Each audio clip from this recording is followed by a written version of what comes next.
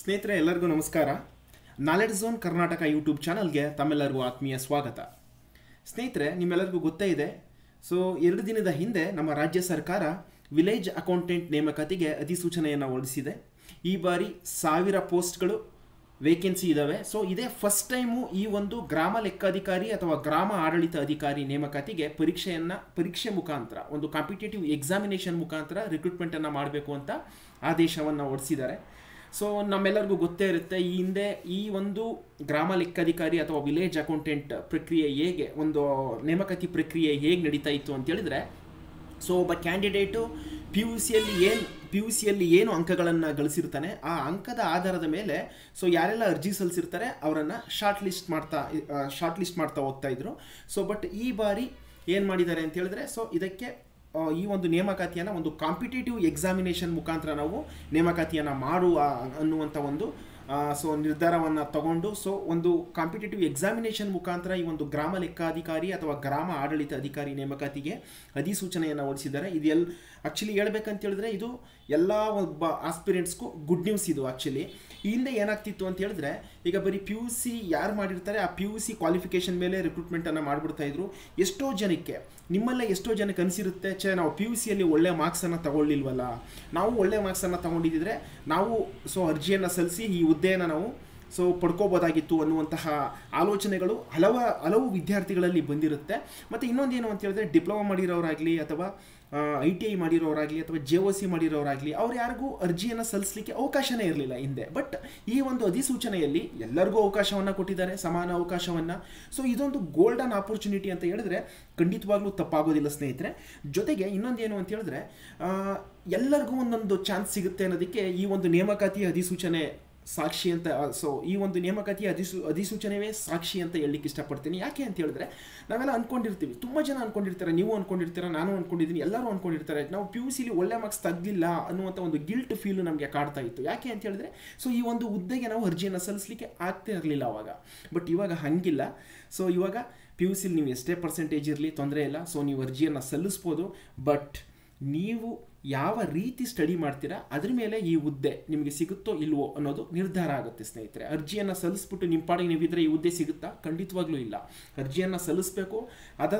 ಅದಕ್ಕೆ ಈ ಒಂದು ಎಕ್ಸಾಮಿನೇಷನ್ನ ಕ್ಲಿಯರ್ ಮಾಡಲಿಕ್ಕೆ ಯಾವ ರೀತಿ ಸ್ಟ್ರಾಟಜಿ ಬೇಕೋ ಅದನ್ನು ಅಳವಡಿಸ್ಕೊಂಡು ಪ್ರಿಪ್ರೇಷನನ್ನು ಶುರು ಮಾಡಿ, ಎಕ್ಸಾಮನ್ನು ಕ್ಲಿಯರ್ ಮಾಡಿ, ಡಾಕ್ಯುಮೆಂಟ್ ವೆರಿಫಿಕೇಷನನ್ನು ಮುಗಿಸ್ಕೊಂಡು ಕೊನೆಗೆ ನಿಮಗೆ ಈ ಒಂದು ಜಾಬು ಸಿಗುತ್ತೆ. ಹೌದಾ? ಸೊ ಈಗ ನಾವೇನು ಮಾಡೋಣ ಅಂತ ಹೇಳಿದ್ರೆ, ಈ ವಿಡಿಯೋದಲ್ಲಿ ಈ ಒಂದು ಎಕ್ಸಾಮನ್ನು ಕ್ಲಿಯರ್ ಮಾಡಬೇಕಾದ್ರೆ ನಾವು ಹೇಗೆ ಪ್ರಿಪ್ರೇಷನನ್ನು ನಡೆಸಬೇಕು, ಜೊತೆಗೆ ಯಾವ ಬುಕ್ಗಳನ್ನು ನಾವು ಓದಬೇಕು, ದಿನಕ್ಕೆ ಎಷ್ಟು ಅವರ್ ನಾವು ಓದಬೇಕು, ಮತ್ತು ಇನ್ನೊಂದು ಏನು ಅಂತ ಹೇಳಿದ್ರೆ, ಸೊ ಆ ಒಂದು ನೋಟಿಫಿಕೇಷನಲ್ಲಿ ಏನೆಲ್ಲ ಇನ್ಫಾರ್ಮೇಷನ್ ಇದೆ, ಸೊ ಇದರ ಬಗ್ಗೆ ಎಲ್ಲ ಕಂಪ್ಲೀಟ್ ಮಾಹಿತಿಯನ್ನು ನಾನು ಕೊಡ್ತಾ ಹೋಗ್ತೇನೆ. ಮುಖ್ಯವಾಗಿ ಈ ವಿಡಿಯೋ ಮಾಡಿರುವ ಉದ್ದೇಶ ಏನಪ್ಪ ಅಂತ ಹೇಳಿದ್ರೆ, ಈ ಎಕ್ಸಾಮನ್ನು ನಾವು ಹೇಗೆ ಕ್ರ್ಯಾಕ್ ಮಾಡಬೇಕು, ಸೊ ಇದ್ರ ಬಗ್ಗೆ ನಿಮಗೆ ಕಂಪ್ಲೀಟ್ ಮಾಹಿತಿಯನ್ನು ಕೊಡೋದಕ್ಕೋಸ್ಕರ ನಾನು ಈ ಒಂದು ವಿಡಿಯೋನ ಮಾಡಿದ್ದೇನೆ ಸ್ನೇಹಿತರೆ. ಇನ್ನು ಯಾರೆಲ್ಲ ನಮ್ಮ ಚಾನಲ್ಗೆ ಸಬ್ಸ್ಕ್ರೈಬ್ ಆಗಿಲ್ಲ, ದಯವಿಟ್ಟು ನಮ್ಮ ಚಾನಲ್ಗೆ ಸಬ್ಸ್ಕ್ರೈಬ್ ಆಗಿ. ಈ ಒಂದು ನೇಮಕಾತಿಗೆ ಸಂಬಂಧಪಟ್ಟಂಥ ಹಲವು ವಿಡಿಯೋಗಳನ್ನು ನಮ್ಮ ಒಂದು ಯೂಟ್ಯೂಬ್ ಚಾನಲಲ್ಲಿ ನಾನು ಅಪ್ಲೋಡ್ ಮಾಡ್ತಾ ಹೋಗ್ತೀನಿ ಅಂತ ಹೇಳ್ತಾ ತಡ ಮಾಡದೆ ವಿಡಿಯೋ ಶುರು ಮಾಡೋಣ. ನೋಡಿ ಸ್ನೇಹಿತರೆ, ನೋಟಿಫಿಕೇಷನಲ್ಲಿ ಏನಿದೆ ಅದನ್ನು ಬ್ರೀಫಾಗಿ ಹೇಳ್ಬಿಡ್ತೀನಿ. ಹುದ್ದೆಯ ಹೆಸರು ವಿಲೇಜ್ ಅಕೌಂಟೆಂಟ್ ಅಂತ ಹಿಂದೆ ಕರಿತಾ ಇದ್ವಿ. ಸೊ ಈ ಗ್ರಾಮ ಲೆಕ್ಕಾಧಿಕಾರಿ ಅಂತ, ಇವಾಗ ಗ್ರಾಮ ಆಡಳಿತ ಅಧಿಕಾರಿ ಅಂತ ಅದನ್ನು ಮರುನಾಮಕರಣ ಮಾಡಿದ್ದಾರೆ ಸರ್ಕಾರದವರು.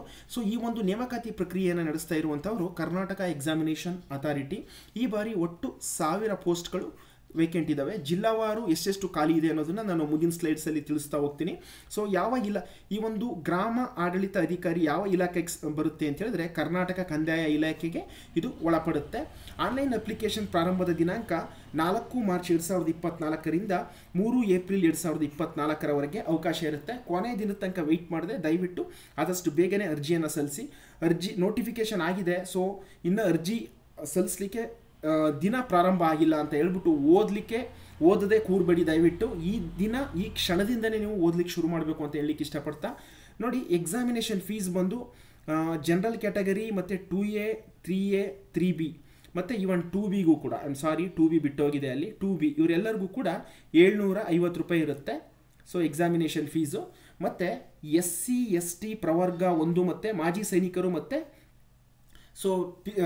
ಫಿಸಿಕಲಿ ಹ್ಯಾಂಡಿಕ್ಯಾಪ್ಡ್ ಕ್ಯಾಂಡಿಡೇಟ್ಸ್ಗೆ 500 ರೂಪಾಯಿ ಇರುತ್ತೆ. ಓಕೆ, 500 ರೂಪಾಯಿ ಫೀಸ್ ಇರುತ್ತೆ ಸ್ನೇಹಿತರೆ. ಓಕೆ, 500 ಫೀಸ್ ಇರುತ್ತೆ. ಫೈನ್. Next 1 minute. ಹಾಂ, ಸೊ ಜಸ್ಟ್ ಏಜ್ ಕ್ರೈಟೀರಿಯಾ ಏನಪ್ಪ ಅಂತ ಹೇಳಿದ್ರೆ ಮಿನಿಮಮ್ 18 ವರ್ಷ ಇರಬೇಕು ಜನರಲ್ ಕ್ಯಾಟಗರಿ ಕ್ಯಾಂಡಿಡೇಟ್ಸ್ಗೆ, ಮ್ಯಾಕ್ಸಿಮಮು 35 ವರ್ಷ. 2A 2B 3A 3B ಕ್ಯಾಂಡಿಡೇಟ್ಸ್ಗೆ 18ರಿಂದ 38 ವರ್ಷದವರೆಗೂ ಅರ್ಜಿಯನ್ನು ಸಲ್ಲಿಸಲಿಕ್ಕೆ ಅವಕಾಶ ಇದೆ. SC ST ಪ್ರವರ್ಗ 1, ಸೊ 18 to 40 ಇಯರ್ಸ್, 40 ವರ್ಷಗಳ ತನಕನೂ ಅವರು ಅರ್ಜಿಯನ್ನು ಸಲ್ಲಿಸ್ಬೋದಾಗಿರುತ್ತೆ. ಸೊ ಇದಿಷ್ಟೆಲ್ಲ ಆಯಿತು. ಈಗ ಎಜುಕೇಷನ್ ಕಡೆ ನೋಡ್ತಾ ಹೋಗೋಣ ಸ್ನೇಹಿತರೆ. PUC ಯಾರೆಲ್ಲ PUC ಮಾಡಿದ್ದಾರೆ, PUC ನೀವು CBSE ಸಿಲೆಬಸಲ್ಲಿ PUC ಮಾಡಿರಿ, ಓಕೆ. ಸೊ ಸೆಂಟ್ರಲ್ ಸಿಲೆಬಸಲ್ಲಿ ಮಾಡಿರಿ ಅಥವಾ ಇಂಟರ್ನ್ಯಾಷನಲ್ ಸಿಲೆಬಸ್ ಯಾವುದಾದ್ರೂ ಆಗಿರಲಿ, ಒಟ್ಟಲ್ಲಿ PUC ಆಗಿರಬೇಕು. ಅಥವಾ 10+2 ಅಂತ ಕರಿತೀವಿ. 10 SSLC ಆದಮೇಲೆ +2 ಇಯರ್ಸು, ಅದು PUC ಆದರೂ ಆಗಿರ್ಬೋದು, ಅದು ಅಥವಾ CBSE PUC ಆಗಿರ್ಬೋದು, ಅಥವಾ international syllabus any PUC, okay. PUC ಆಮೇಲೆ ಆರ್ಟ್ಸ್ ಸೈನ್ಸ್ ಕಾಮರ್ಸ್ ಅಂತ ಯಾವುದೇ ರೀತಿ ವಿಂಗಡಣೆ ಏನಿಲ್ಲ, ಎಲ್ಲರೂ ಕೂಡ ಅರ್ಜಿಯನ್ನು ಸಲ್ಲಿಸ್ಬೋದಾಗಿರುತ್ತೆ. ಡಿಪ್ಲೊಮೊ 10th ಆದಮೇಲೆ ಕೆಲವರು ಡಿಪ್ಲೊಮೊ ಮಾಡಿರ್ತಾರೆ, ಅವರು ಕೂಡ ಅರ್ಜಿ ಸಲ್ಲಿಸ್ಬೋದು. ಡಿಪ್ಲೊಮೊದಲ್ಲೂ ಅಷ್ಟೇ mechanical, civil, electrical, electronics, computer science, automobile ಎಲ್ಲ ಬ್ರ್ಯಾಂಚ್ ಅವರು ಕೂಡ ಅರ್ಜಿಯನ್ನು ಸಲ್ಲಿಸ್ಬೋದಾಗಿರುತ್ತೆ. ಮತ್ತು ಐ ಟಿ ಐಲೂ ಕೂಡ ಅಷ್ಟೇ ಫಿಟ್ಟರು, ಮೆಕ್ಯಾನಿಕ್ಕು, ಎಲೆಕ್ಟ್ರಿಷಿಯನ್ ಯಾವ್ದು ಬರುತ್ತೆ ಎಲ್ಲರೂ ಕೂಡ ಎಲಿಜಿಬಿಲಿಟಿ ಇದರ ಅರ್ಜಿಯನ್ನು ಸಲ್ಲಿಸ್ಬೋದು. JOC ಅವರು, JODC ಅವರು, JLDC ಅವರು, ಇಷ್ಟೆಲ್ಲ ಕೋರ್ಸ್ಗಳು ಏನೆಲ್ಲ ಮೆನ್ಷನ್ ಮಾಡಿದ್ದೀನಿ ನಾನು, ಇಷ್ಟು ಕೋರ್ಸ್ ಕಂಪ್ಲೀಟ್ ಆಗಿರೋರು ಇವರಲ್ಲಿ ಯಾರು ಬೇಕಾದರೂ ಅರ್ಜಿಯನ್ನು ಸಲ್ಲಿಸ್ಬೋದಾಗಿರುತ್ತೆ ಸ್ನೇಹಿತರೆ. ವೇಕೆನ್ಸೀಸು ಯೂಜ್ ವೇಕೆನ್ಸೀಸ್ ಇರೋದ್ರಿಂದ ಖಂಡಿತವಾಗ್ಲೂ ಇದೊಂದು ಗೋಲ್ಡನ್ ಆಪರ್ಚುನಿಟಿ, ಯಾರು ಕೂಡ ಮಿಸ್ ಮಾಡ್ಕೋಬೇಡಿ. ಎಕ್ಸಾಮ್ ಕೂಡ ನೀವು ಈಸಿಯಾಗಿ ಕ್ಲಿಯರ್ ಮಾಡ್ಬೋದಾಗಿರುತ್ತೆ. ನಿಮ್ಮ ಒಂದು ಸ್ಟ್ರಾಟಜಿ ಒಂದು ಸರಿಯಾದ ವೇನಲ್ಲಿದ್ದರೆ ಖಂಡಿತವಾಗ್ಲೂ ಎಕ್ಸಾಮ್ನ ಕ್ಲಿಯರ್ ಮಾಡ್ಬೋದು ಅಂತ ಹೇಳ್ತಾ ಬನ್ನಿ ಮುಂದಿನ ಸ್ಲೈಡಲ್ಲಿ ಸಿಲೆಬಸ್ಸನ್ನು ನೋಡ್ತಾ ಹೋಗೋಣ. ಸಿಲೆಬಸ್ ಏನಪ್ಪ ಅಂತ ಹೇಳಿದ್ರೆ, ಫಸ್ಟು ಒಂದು ಕಡ್ಡಾಯ ಕನ್ನಡ ಭಾಷಾ ಪರೀಕ್ಷೆ ಇರುತ್ತೆ ಸ್ನೇಹಿತರೆ, 150 ಅಂಕಗಳಿಗೆ. ಅಂದರೆ ಕನ್ನಡ ನಿಮಗೆ ಎಷ್ಟು ಗೊತ್ತು ಅನ್ನುವಂಥ, ಕನ್ನಡ ಲ್ಯಾಂಗ್ವೇಜ್ ಬಗ್ಗೆ ನಿಮಗೆ ಎಷ್ಟು ಗೊತ್ತಿದೆ ಅನ್ನೋದನ್ನು ಪರೀಕ್ಷೆ ಮಾಡಲಿಕ್ಕೋಸ್ಕರ ಈ ಕಡ್ಡಾಯ ಕನ್ನಡ ಭಾಷಾ ಪರೀಕ್ಷೆ ಇರುತ್ತೆ. ಇದರಲ್ಲಿ 150ಕ್ಕೆ ಮಿನಿಮಮ್ 50 ಅಂಕಗಳನ್ನು ತಗೊಳ್ಳೇಬೇಕು ನೀವು. ಸೊ ನೀವು 10th ತನಕ ಕನ್ನಡ ಓದಿದರೆ ಇದೇನು ಬಹಳ ಕಷ್ಟ ಆಗೋದಿಲ್ಲ, ನಿಮಗೆ ಈಸಿಯಾಗಿ ಕ್ಲಿಯರ್ ಮಾಡ್ತೀರಾ. ಇದನ್ನು ಮೆರಿಟ್ ಲಿಸ್ಟ್ಗೆ ಕನ್ಸಿಡರ್ ಮಾಡೋದಿಲ್ಲ. ಇಲ್ಲಿ ಪಡೆದಿರುವಂಥ ಅಂಕಗಳನ್ನು ನೋಡಿ, ಕಡ್ಡಾಯ ಕನ್ನಡ ಭಾಷಾ ಪರೀಕ್ಷೆಯಲ್ಲಿ ಪಡೆದ ಅಂಕಗಳನ್ನು ಹುದ್ದೆಗಳ ಆಯ್ಕೆಗೆ ಪರಿಗಣಿಸಲಾಗುವುದಿಲ್ಲ. ಇದು ಒಂದು ಕ್ವಾಲಿಫೈಯಿಂಗ್ ಎಕ್ಸಾಮ್ ಅಷ್ಟೇ. ಈ ಎಕ್ಸಾಮಲ್ಲಿ ನೀವು ಮಿನಿಮಮ್ 50 ಮಾರ್ಕ್ಸನ್ನು, ಕ್ವಾಲಿಫೈಯಿಂಗ್ ಎಕ್ಸಾಮ್ ಆಗಿರುತ್ತೆ ಇದು. ಇದರಲ್ಲಿ ಮಿನಿಮಮ್ 50 ಅಂಕಗಳನ್ನು ನೀವು ಪಡೆದ್ರೆ ಈ ಎಕ್ಸಾಮ್ ಬರೀಲಿಕ್ಕೆ ಅವಕಾಶ ಕೊಡ್ತಾರೆ, ಓಕೆ. ನೆಕ್ಸ್ಟು ಗ್ರಾಮ ಆಡಳಿತ ಅಧಿಕಾರಿ. ಈಗ ನೋಡಿ ಮೈನ್ ಸಿಲೆಬಸ್ ಪತ್ರಿಕೆ, ಮೈನ್ ಎಕ್ಸಾಮಿನೇಷನ್ ಬರ್ತಾ ಇದ್ದೀವಿ ಇವಾಗ. ಇದರಲ್ಲಿ ಕ್ವಾಲಿಫೈ ಆಗಬೇಕು ನೀವು ಕಡ್ಡಾಯ ಕನ್ನಡ ಭಾಷಾ ಪರೀಕ್ಷೆಯಲ್ಲಿ. ಅದಕ್ಕೆ ಕ್ವಾಲಿಫೈ ಆಗಿದ್ರೆ ನೀವು ನೆಕ್ಸ್ಟು ಇದು ಮೈನ್ ಕಾಂಪಿಟೇಟಿವ್ ಎಕ್ಸಾಮ್ ಏನಿದೆ, ಆಫ್ಲೈನ್ ಎಕ್ಸಾಮಿನೇಷನ್ ಇರುತ್ತೆ ಸ್ನೇಹಿತರೆ ಇದು. OMR ಶೀಟ್ ಕೊಡ್ತಾರೆ, ಅದರಲ್ಲಿ ನೀವು ಭರ್ತಿಯನ್ನು ಮಾಡಬೇಕಾಗಿರುತ್ತೆ. ಆನ್ಲೈನ್ ಎಕ್ಸಾಮ್ ಅಲ್ಲ, ಇದು ಆಫ್ಲೈನ್ ಎಕ್ಸಾಮ್ ಆಗಿರುತ್ತೆ. ಇದನ್ನು ಅವರು ಯಾವಾಗ ಕಂಡಕ್ಟ್ ಮಾಡ್ತಾರೆ ಅಂತೇಳಿ ಸದ್ಯದಲ್ಲೇ ಆ ಒಂದು ಪರ್ಟಿಕ್ಯುಲರ್ ವೆಬ್ಸೈಟಲ್ಲಿ ನೋಟಿಸನ್ನು ಕೊಡ್ತಾರೆ. ನೀವು ಆ ಒಂದು KEA ವೆಬ್ಸೈಟನ್ನು ಫ್ರೀಕ್ವೆಂಟಾಗಿ ವಿಸಿಟ್ ಮಾಡ್ತಾ ಇದ್ದರೆ ನಿಮಗೆ ಅದ್ರ ಬಗ್ಗೆ ಮಾಹಿತಿ ಸಿಗುತ್ತೆ. ನೋಡಿ, ಈ ಮಾಮೂಲಿ ಕಾಂಪಿಟೇಟಿವ್ ಎಕ್ಸಾಮ್ ಏನಿದೆ, ಈ ಒಂದು ಕಾಂಪಿಟೇಟಿವ್ ಎಕ್ಸಾಮ್ನ ಮಾತ್ರ ಅವರು ಕನ್ಸಿಡರ್ ಮಾಡ್ಕೋತಾರೆ. ಇದರಲ್ಲಿ ನೀವು ಏನು ಅಂಕಗಳನ್ನು ಪಡಿತೀರಾ ಇದ್ರ ಮೇಲೆ ನಿಮ್ಮ ಸೆಲೆಕ್ಷನ್ನು ಡಿಪೆಂಡ್ ಆಗಿರುತ್ತೆ. ಈ ಒಂದು ಕಾಂಪಿಟೇಟಿವ್ ಎಕ್ಸಾಮು 2 ಪೇಪರನ್ನು ಹೊಂದಿರುತ್ತೆ, ಪತ್ರಿಕೆ 1, ಪತ್ರಿಕೆ 2 ಅಂತ. ಪತ್ರಿಕೆ 1 100 ಅಂಕಗಳಿರುತ್ತೆ, 2 hours ಟೈಮ್ ಇರುತ್ತೆ ಸ್ನೇಹಿತರೆ. ನೆಗೆಟಿವ್ ಮಾರ್ಕ್ಸ್ ಇರುತ್ತೆ 1/4, ಒಂದು ಅಂಕಗಳಿಗೆ 1/4 ಅಂದರೆ 1/4 ಮಾರ್ಕ್ಸ್ ಅಥವಾ 0.25 ಮಾರ್ಕ್ಸನ್ನು ಡಿಡಕ್ಟ್ ಮಾಡ್ತಾರೆ. 0.25 ಮಾರ್ಕ್ಸನ್ನು ಡಿಡಕ್ಟ್ ಮಾಡ್ತಾರೆ, ವೆರಿ ಇಂಪಾರ್ಟೆಂಟು. ನೋಡಿ ಏನೆಲ್ಲ ಸಿಲೆಬಸ್ ಇದೆ ಅಂತ ನೋಡ್ತಾ ಹೋಗೋದಾದರೆ, ಕರೆಂಟ್ ಅಫೇರ್ಸು, ಪ್ರಚಲಿತ ಘಟನೆಗಳಿಗೆ ಸಂಬಂಧಿಸಿದ ಸಾಮಾನ್ಯ ಜ್ಞಾನದ ವಿಷಯಗಳು, ಅಂದರೆ ಕರೆಂಟ್ ಅಫೇರ್ಸ್. ನೀವು 1 ವರ್ಷದ ಕರೆಂಟ್ ಅಫೇರ್ಸನ್ನು ಖಂಡಿತವಾಗ್ಲೂ ಓದಲೇಬೇಕಾಗಿರುತ್ತೆ. ನನ್ನ ಪ್ರಕಾರ ನೀವು 2023 ಜೂನಿಂದ ಅಥವಾ 2023 ಜನವರಿಯಿಂದ ಓದಿದ್ರೆ it's very good. Actually it's really good ಆಗುತ್ತೆ. 2023 ಜನವರಿಯಿಂದ 2024 ಎಕ್ಸಾಮ್ ಎಲ್ಲಿ ತನಕ ನಡೆಯುತ್ತೆ, ಎಕ್ಸಾಮ್ ಯಾವ ಮಂತಲ್ಲಿ ನಡೆಯುತ್ತೆ ಆ ಮಂತ್ ತನಕನೂ ನೀವು ಕರೆಂಟ್ ಅಫೇರ್ಸನ್ನು ತಿಳ್ಕೊಳ್ಳಿ. ನೋಡಿ, ಫಸ್ಟ್ ಪ್ರಿಫರೆನ್ಸ್ ಕರೆಂಟ್ ಅಫೇರ್ಸೇ ಹೇಳ್ತಾ ಇದ್ದಾರೆ ಅವರು. ನೀವು ಕರೆಂಟ್ ಅಫೇರ್ಸ್ ಬಗ್ಗೆ ಸ್ವಲ್ಪ ಅತಿ ಹೆಚ್ಚು ಒತ್ತನ್ನು ಕೊಡಬೇಕಾಗುತ್ತೆ ಸ್ನೇಹಿತರೆ. ಯಾಕೆ ಅಂತ ಹೇಳಿದ್ರೆ ಇತ್ತೀಚಿನ ದಿನಗಳಲ್ಲಿ ಕರೆಂಟ್ ಅಫೇರ್ಸು ಟ್ರೆಂಡ್ ಆಗ್ತಾ ಇದೆ, ಓಕೆ. ಕರೆಂಟ್ ಅಫೇರ್ಸು ಟ್ರೆಂಡ್ ಆಗ್ತಾ ಇದೆ. 2023 ಜನವರಿಯಿಂದನೂ ಓದಿದ್ರು ತಪ್ಪೇನಾಗೋದಿಲ್ಲ. ಕಾರಣ ಏನು ಅಂತ ಹೇಳಿದ್ರೆ, ಈಗ ಕಾಂಪಿಟೇಷನ್ ಲೆವೆಲ್ಲು ಹೈ ಇರೋದ್ರಿಂದ ಅವರು ಪ್ರಶ್ನೆಗಳನ್ನು ಸ್ವಲ್ಪ ಯಾವ ರೀತಿ ಬೇಕಾದರೂ ಕೇಳ್ಬೋದು. ನೀವು ಅತಿ ಹೆಚ್ಚು ಕರೆಂಟ್ ಅಫೇರ್ಸನ್ನು ತಿಳ್ಕೊಂಡಷ್ಟು ಲಾಭ ನಿಮಗೆ ಇರುತ್ತೆ. ಹಂಗಾಗಿ ಕರೆಂಟ್ ಅಫೇರ್ಸ್ಗೆ ನೀವೇನಂತ ಹೇಳಿದ್ರೆ ಪ್ರಿಫರೆನ್ಸನ್ನು ಕೊಡಬೇಕಾಗುತ್ತೆ.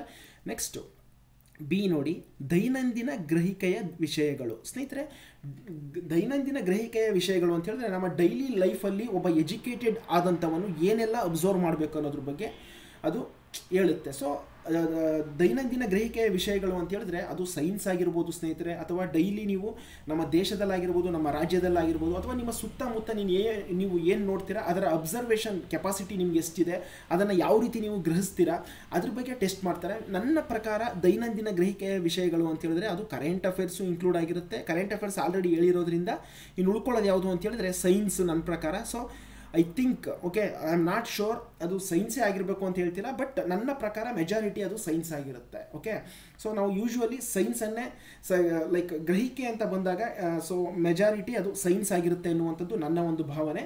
ಸೊ ನಿಮಗೆ ಏನಾದರೂ ಬೇರೆ ಅನಿಸಿದ್ರೆ ನೀವು ಕಮೆಂಟ್ ಮಾಡ್ಬೋದು. ಓಕೆ, ನೆಕ್ಸ್ಟು ಭಾರತದ ಸಂವಿಧಾನ. ಓಕೆ, ಭಾರತದ ಸಂವಿಧಾನ ನಿಮಗೆಲ್ಲರಿಗೂ ಗೊತ್ತಿದೆ, ಇಂಡಿಯನ್ ಕಾನ್ಸ್ಟಿಟ್ಯೂಷನ್, ಅದನ್ನು ತಿಳ್ಕೊಳ್ಳಿ.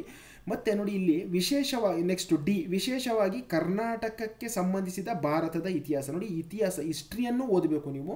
ಸ್ವಲ್ಪ ಜಾಸ್ತಿ ಪ್ರಿಫರೆನ್ಸನ್ನು ನೀವು ಯಾವುದು ಕೊಡಬೇಕು ಅಂತ ಹೇಳಿದ್ರೆ ಕರ್ನಾಟಕ ಹಿಸ್ಟ್ರಿಗೆ ಜಾಸ್ತಿ ಪ್ರಿಫರೆನ್ಸ್ ಕೊಡಿ. ಹಾಗಂತ ನೀವು ಇಂಡಿಯನ್ ಹಿಸ್ಟ್ರಿನ ಓದದೇ ಇರುವ ಹಾಗಿಲ್ಲ, ಅದನ್ನು ಓದಬೇಕು. ಅದ್ರ ಜೊತೆಗೆ ಕರ್ನಾಟಕಕ್ಕೆ ಸಂಬಂಧಪಟ್ಟಂಥ ಇತಿಹಾಸಕ್ಕೆ ನೀವು ಹೆಚ್ಚು ಹೊತ್ತನ್ನು ಕೊಡಬೇಕು ಅನ್ನೋದನ್ನು ಈ ಒಂದು ಲೈನು ಸಾರಿ ಹೇಳ್ತಾ ಇದೆ. ಕರ್ನಾಟಕಕ್ಕೆ ಸಂಬಂಧಿಸಿದಂತೆ ಭಾರತದ ಭೂಗೋಳ ವಿಷಯಗಳು, ಇಲ್ಲೂ ಅಷ್ಟೇ ಇಂಡಿಯನ್ ಜಿಯೋಗ್ರಫಿಯನ್ನು ಓದಬೇಕು ನೀವು. ಅದರಲ್ಲಿ ಜಾಸ್ತಿ ಇಂಪಾರ್ಟೆನ್ಸು ಕರ್ನಾಟಕ ಜಿಯೋಗ್ರಫಿಗೆ ನೀವು ಒತ್ತನ್ನು ಕೊಡಬೇಕಾಗುತ್ತೆ ಅಂತ ಹೇಳ್ತಾ ಇದ್ದಾರೆ. ಸೊ ಕರ್ನಾಟಕ ಜಿಯೋಗ್ರಫಿ ಜೊತೆಗೆ ಇಂಡಿಯನ್ ಜಿಯೋಗ್ರಫಿ, ಕರ್ನಾಟಕ ಹಿಸ್ಟ್ರಿ ಮತ್ತು ಇಂಡಿಯನ್ ಹಿಸ್ಟ್ರಿ ಇಷ್ಟನ್ನು ನೀವು ಓದಬೇಕಾಗತ್ತೆ ಸ್ನೇಹಿತರೆ. ಮತ್ತು ನೋಡಿ ಇಂಪಾರ್ಟೆಂಟು ಎಫ್, ರಾಜ್ಯ ಮತ್ತು ಪ್ರಾದೇಶಿಕ ಆಡಳಿತ ಕುರಿತ ವಿಷಯಗಳು. ನೋಡಿ ಇದನ್ನು ಸ್ಟೇಟ್ ಆ್ಯಂಡ್ ರೀಜನಲ್ ಅಡ್ಮಿನಿಸ್ಟ್ರೇಷನ್ ಅಂತ ಕರಿತೀವಿ. ನೋಡಿ ನಮ್ಮ ರಾಜ್ಯವನ್ನು, ನಮ್ಮ ಒಂದು ರಾಜ್ಯ ಸರ್ಕಾರ ಏನು ಆಡಳಿತವನ್ನು ನಡೆಸ್ತಾ ಇದೆ 4 ಭಾಗಗಳಾಗಿ ವಿಂಗಡಿಸಿದೆ. ಓಕೆ, ಅದರಲ್ಲಿ ಯಾವ್ಯಾವ ರೀತಿ ಅದನ್ನು ವಿಂಗಡಿಸಿದರೆ, ಯಾವ ರೀತಿ ಅವರು ಅಡ್ಮಿನಿಸ್ಟ್ರೇಷನ್ನ ಮಾಡ್ತಾರೆ, ಇದ್ರ ಬಗ್ಗೆ ಪ್ರಶ್ನೆಗಳನ್ನು ಕೇಳ್ತಾರೆ. ಸರ್ ಇದಕ್ಕೆ ಯಾವ ಬುಕ್ ಓದಬೇಕು ಅಂತ ನೀವು ನನ್ನನ್ನು ಕೇಳಿದ್ರೆ ಖಂಡಿತವಾಗ್ಲೂ ಇದಕ್ಕೆ ಯಾವುದೇ ರೀತಿಯ ಬುಕ್ಗಳು ಸಿಗೋದಿಲ್ಲ. ಬಟ್ ಒಂದು ಏನಪ್ಪ ಅಂತ ಹೇಳಿದ್ರೆ, ನೀವು ನಮ್ಮ ಸ್ಟೇಟ್ ಗೌರ್ನಮೆಂಟ್ ಕೆಲವು ವೆಬ್ಸೈಟ್ಗಳಿದ್ದಾವೆ. ಸೊ ಪಂಚಾಯತ್ ರಾಜ್ ಆಗಿರ್ಬೋದು ಅಥವಾ ಕಂದಾಯ ಇಲಾಖೆದಾಗಿರ್ಬೋದು, ಅನೇಕ ಡಿಪಾರ್ಟ್ಮೆಂಟ್ಗಳ ಒಂದು ವೆಬ್ಸೈಟನ್ನು ನೀವು ರೆಫರ್ ಮಾಡೋದ್ರಿಂದ ಇದಕ್ಕೆ ನಿಮಗೆ ಈಸಿಯಾಗಿ ಲೈಕ್ ಇದರಲ್ಲಿ ಕೇಳುವಂಥ ಪ್ರಶ್ನೆಗಳನ್ನು ನೀವು ಈಸಿಯಾಗಿ ಆನ್ಸರ್ ಮಾಡ್ಬೋದು.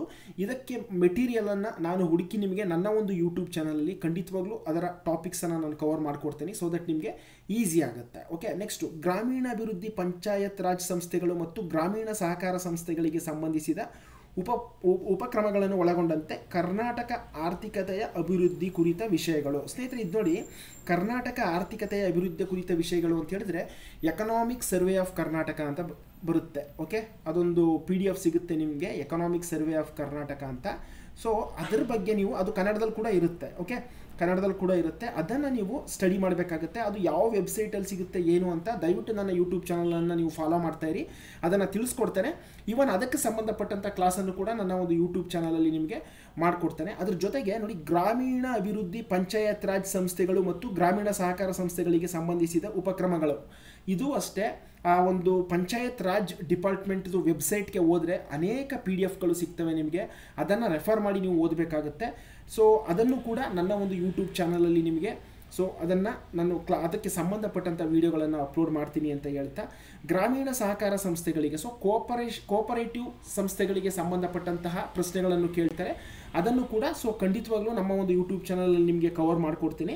ಜೊತೆಗೆ ಇದರ ಜೊತೆಗೆ ಸ್ನೇಹಿತರೆ, ಕರ್ನಾಟಕದ ಪರಿಸರ ಸಂಬಂಧಿ ಸಮಸ್ಯೆಗಳು, ಎನ್ವಿರಾನ್ಮೆಂಟಲ್ ಇಶ್ಯೂ ಅಷ್ಟೇ, ಇದು ಅಷ್ಟೇ ಎನ್ವಿರಾನ್ಮೆಂಟಲ್ ಡಿಪಾರ್ಟ್ಮೆಂಟ್ ವೆಬ್ಸೈಟ್ಗೆ ಹೋದರೆ ನಮಗೆ ಅದ್ರ ಬಗ್ಗೆ ಏನು ಪ್ರಶ್ನೆಗಳನ್ನು ಕೇಳ್ತಾರೆ, ಅದಕ್ಕೆ ಈಸಿಯಾಗಿ ಉತ್ತರವನ್ನು ಉತ್ತರಿಸ್ಬೋದು ನಾವು. ಯಾವಾಗ ಅಂತ ಹೇಳಿದ್ರೆ, Karnataka like environmental department website ಏನಿದೆ ಅದನ್ನು ಸ್ವಲ್ಪ ನಾವು ತರವಾಗಿ ಒಂದು ಕಡೆಯಿಂದ ನೋಡ್ತಾ ಹೋದರೆ ನಮಗೆ ಸ್ವಲ್ಪ ಇನ್ಫಾರ್ಮೇಷನ್ಗಳು ಸಿಗ್ತವೆ. ಆ ಇನ್ಫಾರ್ಮೇಷನ್ಗಳನ್ನು ಯೂಸ್ ಮಾಡಿಕೊಂಡು ನಾವು ಪರೀಕ್ಷೆಯಲ್ಲಿ ಕೇಳುವಂಥ ಪ್ರಶ್ನೆಗಳಿಗೆ ಈಸಿಯಾಗಿ ಆನ್ಸರ್ ಮಾಡ್ಬೋದು ಅಂತ ಹೇಳ್ತಾ, ಅಭಿವೃದ್ಧಿ ಕುರಿತ ವಿಷಯಗಳು, ಡೆವಲಪ್ಮೆಂಟ್ ಟಾಪಿಕ್ಸ್ ಅಂತ, ನಮ್ಮ ರಾಜ್ಯದಲ್ಲಿ ಏನು ಡೆವಲಪ್ಮೆಂಟ್ ಆಗಿದೆ ಅದರ ಕುರಿತು ಟಾಪಿಕ್ಸ್ಗಳು, ಅದು ಅಷ್ಟೇ. ಬಜೆಟ್ ಆಗಿರ್ಬೋದು, ಮತ್ತು ಇನ್ನೊಂದು ರಾಜ್ಯ ಸರ್ಕಾರಗಳು ಏನು ಈ 1-1.5 ವರ್ಷದಲ್ಲಿ ಕೆಲವು ಅಭಿವೃದ್ಧಿ ಕಾರ್ಯಗಳನ್ನು ಕೈಗೆತ್ಕೊಂಡಿದ್ದಾರೆ ಅದ್ರ ಬಗ್ಗೆ ಪ್ರಶ್ನೆಗಳಿರುತ್ತೆ ಸ್ನೇಹಿತರೆ.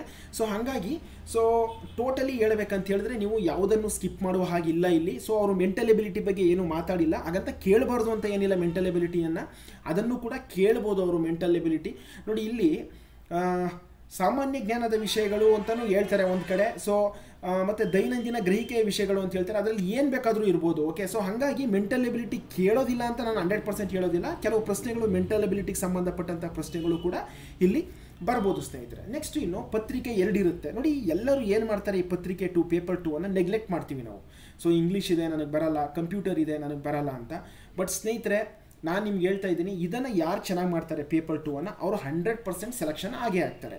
ಸೊ ಸರ್ ಹೇಗೆ ಸರ್ ಓದೋದು ಇದನ್ನು, ಅದ್ರ ಬಗ್ಗೆ ನಾನು ನೆಕ್ಸ್ಟ್ ಸ್ಲೈಡಲ್ಲಿ ಹೇಳ್ಕೊಡ್ತೇನೆ. ಸೊ ಪೇಪರ್ 2 ಅಲ್ಲಿ ಕನ್ನಡ ಇರುತ್ತೆ. ಕನ್ನಡದಲ್ಲಿ ಗ್ರಾಮರ್ ಕೇಳ್ಬೋದು ಅವರು, ವಿರುದ್ಧಾರ್ಥಕ ಪದ, ಸಮಾನಾರ್ಥಕ ಪದ, ಕೆಲವು ಕವಿಗಳ ಬಗ್ಗೆ ಕೇಳ್ಬೋದು, ಮತ್ತು ನಮ್ಮ ಕನ್ನಡ ಭಾಷೆಯ ಬಗ್ಗೆ ಕೇಳ್ಬೋದು ಅವರು. ಸೊ ಈ ಥರ ಅನೇಕ ವಿಷಯಗಳನ್ನು ಒಳಗೊಂಡಿರುತ್ತೆ ಈ ಸಾಮಾನ್ಯ ಕನ್ನಡದಲ್ಲಿ. ಇವನ್ ಸಾಮಾನ್ಯ ಇಂಗ್ಲೀಷಲ್ಲೂ ಅಷ್ಟೇ ಗ್ರಾಮರ್ ಕೇಳ್ಬೋದು, ಸಿನಾನಿಮ್ಸ್ ಅನಾನಿಮ್ಸ್ ಕೇಳ್ಬೋದು ಅವರು. ಸೊ ಪ್ಯಾಸೇಜ್ ಕೇಳ್ಬೋದು. ಓಕೆ, ಎಲ್ಲ ಮತ್ತು ವೊಕ್ಯಾಬುಲರಿ ಕೇಳ್ಬೋದು.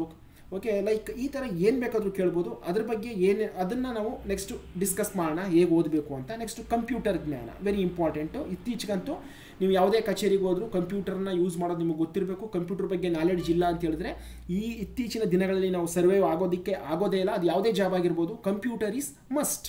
ಓಕೆ, ಸೊ ಹಾಗಾಗಿ ಕಂಪ್ಯೂಟರ್ಗೆ ಸಂಬಂಧಪಟ್ಟಂಥ ಪ್ರಶ್ನೆಗಳನ್ನು ಕೇಳ್ತಾರೆ. ಸಾಮಾನ್ಯ ಕನ್ನಡ 35 ಅಂಕಗಳಿಗಿರುತ್ತೆ, ಇಂಗ್ಲೀಷ್ ಕೂಡ 35 ಅಂಕಗಳಿಗಿರುತ್ತೆ, ಕಂಪ್ಯೂಟರ್ 30 ಅಂಕಗಳಿಗಿರುತ್ತೆ. Total 100 marks.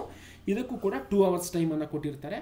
ಸೊ ಇದಕ್ಕೆ ಜಾಸ್ತಿ ಪ್ರಿಫರೆನ್ಸನ್ನು ಕೊಡಿ. ಕೆಲವ್ರು ಏನು ಮಾಡ್ತಾರೆ, ಪೇಪರ್ 1ಗೆ ಪ್ರಿಫರೆನ್ಸ್ ಕೊಟ್ಟಿರ್ತಾರೆ, ಪೇಪರ್ 2ನ ಅಲ್ಲಿ ನೋಡ್ಕೊಳ್ಳೋಣ, ಅಲ್ಲಿ ಆನ್ಸರ್ ಮಾಡ್ಕೊಳ್ಳೋಣ ಅಂದ್ಕೊಂಡು ಬಂದುಬಿಡ್ತಾರೆ. ಹಾಗಲ್ಲ, ಎರಡಕ್ಕೂ ಕರೆಕ್ಟಾಗಿ ನೀವು ಒತ್ತನ್ನು ಕೊಟ್ಟು ಓದೋದ್ರಿಂದ ಈ ಎಕ್ಸಾಮನ್ನು ಈಸಿಯಾಗಿ ಕ್ಲಿಯರ್ ಮಾಡ್ಬೋದು ಅಂತ ಹೇಳ್ತಾ ಸ್ನೇಹಿತರೆ, ಬನ್ನಿ ಯಾವ ಡಿಸ್ಟಿಕ್ಕಲ್ಲಿ ಎಷ್ಟು ವೇಕೆನ್ಸೀಸ್ ಇದೆ ಅಂತ ನೋಡ್ತಾ ಹೋಗೋದಾದರೆ, ಲೈಕ್ ಬೆಂಗಳೂರು ನಗರ 32, ಬೆಂಗಳೂರು ಗ್ರಾಮಾಂತರ 34, ಚಿತ್ರದುರ್ಗ 32, ಕೋಲಾರ 45, ತುಮಕೂರು 73, ರಾಮನಗರ 51, ಚಿಕ್ಕಬಳ್ಳಾಪುರ 42, ಶಿವಮೊಗ್ಗ 31, ಮೈಸೂರು 66, ಚಾಮರಾಜನಗರ 55, ಮಂಡ್ಯ 60, ಹಾಸನ 54, ಚಿಕ್ಕಮಗಳೂರು 23, ಕೊಡಗು 6, ಉಡುಪಿ 22, ದಕ್ಷಿಣ ಕನ್ನಡ 50, ಬೆಳಗಾವಿ 64, ವಿಜಯಪುರ 7, ಬಾಗಲಕೋಟೆ 22, ಧಾರವಾಡ 12, ಗದಗ 30, ಹಾವೇರಿ 34, ಉತ್ತರ ಕನ್ನಡ 2, ಕೊಪ್ಪಳ 3, ಬಳ್ಳಾರಿ 3, ಬೀದರ್ 5, ಯಾದಗಿರಿ 8, ವಿಜಯನಗರ 3. ಮತ್ತು ಕಲ್ಯಾಣ ಕರ್ನಾಟಕಕ್ಕೆ ನೋಡಿ, ಕಲಬುರಗಿ 67 ಇದೆ, ರಾಯಚೂರು 4 ಇದೆ, ಕೊಪ್ಪಳ 16, ಬಳ್ಳಾರಿ 14, ಬೀದರ್ 19, ಯಾದಗಿರಿ 1, ವಿಜಯನಗರ ಹೊಸ ಜಿಲ್ಲೆ 10. ಸೊ ಟೋಟಲು 1000 ವೇಕೆನ್ಸೀಸ್ ಖಾಲಿ ಇದ್ದಾವೆ ಸ್ನೇಹಿತರೆ. ಇದರಲ್ಲಿ ಯಾವ ಜಿಲ್ಲೆಗೆ ಅರ್ಜಿ ಸಲ್ಲಿಸಬೇಕು ಅಂತ ನಿಮಗೇನಾದ್ರು ಗೊಂದಲ ಇದ್ದರೆ, ಸೊ ನೀವು ಯೋಚನೆ ಮಾಡಬೇಕು ಅದನ್ನು. ಲೈಕ್ ಆ ಒಂದು ಜಿಲ್ಲೆಯಲ್ಲಿ ವಾತಾವರಣ ಹೆಂಗಿದೆ, ನಾನು ಅಲ್ಲಿ ವರ್ಕ್ ಮಾಡ್ಬೋದಾ, ಮತ್ತು ಅಲ್ಲಿ ವೇಕೆನ್ಸೀಸ್ ಎಷ್ಟಿದೆ. ಓಕೆ, ಅದರಲ್ಲಿ ವೆದರ್ ನೀವು ಯಾವ ಕ್ಯಾಟಗರಿಗೆ ಬಿಲಾಂಗ್ಸ್ ಆಗಿದ್ದೀರಾ ಆ ಕ್ಯಾಟಗರಿಗೆ ಅಲ್ಲಿ ವೇಕೆನ್ಸೀಸ್ ಇದೆಯಾ, ಖಾಲಿ ಇದೆಯಾ ಪೋಸ್ಟ್ಗಳು. ಈಗ ನೋಡಿ, ಯಾದಗಿರಿಲಿ ಒಂದೇ ಒಂದು ಪೋಸ್ಟ್ ಇದೆ, ಇಲ್ಲಿ ನೋಡಿ, ವಿಜಯನಗರದಲ್ಲಿ 3 ಪೋಸ್ಟ್ ಇದೆ ಇಲ್ಲಿ. ಓಕೆ, ಈ 3 ಪೋಸ್ಟಲ್ಲಿ ನೀವು ಅಲ್ಲಿ ಸಲ್ಲಿಸ್ತೀನಿ ಅರ್ಜಿನ ಅಂತ ಹೇಳಿದ್ರೆ, ನೀವು ಯಾವ ಕ್ಯಾಟಗರಿಗೆ ಒಳಪಡ್ತೀರಾ ಆ ಕ್ಯಾಟಗರಿಗೆ ಅಲ್ಲಿ ಲೈಕ್ ಹುದ್ದೆಗಳು ಖಾಲಿ ಇದಾವ ನೋಡ್ಕೊಂಡು ಅರ್ಜಿ ಸಲ್ಲಿಸಬೇಕು. ಓಕೆ, ಮತ್ತು ನೀವು ಆ ಒಂದು ಜಿಲ್ಲೆಯಲ್ಲಿ ಹೋಗಿ ಕೆಲಸ ಮಾಡಲಿಕ್ಕೆ ನಿಮ್ಗೆ ಆಗುತ್ತಾ, ನೀವು ಆ ಒಂದು ಸೊ ಏನು ಎನ್ವಿರಾನ್ಮೆಂಟು, ವೆದರ್ ಏನಿದೆ, ವೆದರ್ ಕಂಡೀಷನ್ ಅದಕ್ಕೆ ಹೊಂದ್ಕೋತೀರಾ. ಸೊ ಇದನ್ನೆಲ್ಲವನ್ನು ನೋಡಬೇಕಾಗುತ್ತೆ. ನೀವು ವೇಕೆನ್ಸಿಯನ್ನು ನೋಡಿ, ಎಷ್ಟು ವೇಕೆನ್ಸೀಸ್ ಇದೆ ಆ ಒಂದು ಡಿಸ್ಟಿಕ್ಕಲ್ಲಿ ಅಂತ, ಮತ್ತು ಅಲ್ಲಿ ಒಂದು ವೆದರ್ ಹೇಗಿದೆ, ವಾತಾವರಣ ಅದನ್ನು ನೋಡ್ಕೊಳ್ಳಿ. ಓಕೆ, ಮತ್ತು ಲೈಕ್ ಇನ್ನೇನು ನೋಡಬೇಕು ಅಂತ ಹೇಳಿದ್ರೆ ನೀವು ಲೈಕ್ ಅಲ್ಲಿ ಸೊ ಎಲ್ಲ ಒಂದು ಲೈಕ್ ಏನು ಹೇಳಲಿಕ್ಕೆ ಇಷ್ಟಪಡ್ತೀನಿ ಅಂತ ಹೇಳಿದ್ರೆ, ವೇಕೆನ್ಸೀಸು, ವಾತಾವರಣ, ಜೊತೆಗೆ ನಿಮ್ಮ ಮನೆಯಿಂದ ಅದು ಎಷ್ಟು ದೂರ ಇದೆ.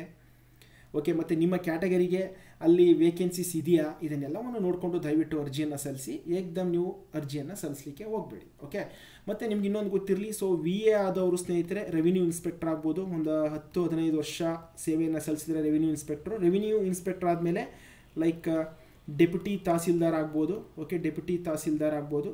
ನೆಕ್ಸ್ಟು ಡೆಪ್ಯೂಟಿ ತಹಸೀಲ್ದಾರ್ ಆದಮೇಲೆ ತಹಸೀಲ್ದಾರ್ ಕೂಡ ಆಗ್ಬೋದು. ಎಷ್ಟೋ ಜನ ಇವನ್ AC ಆಗಿ ಕೂಡ ರಿಟೈರ್ಡ್ ಆಗಿರೋರು ಇದ್ದಾರೆ.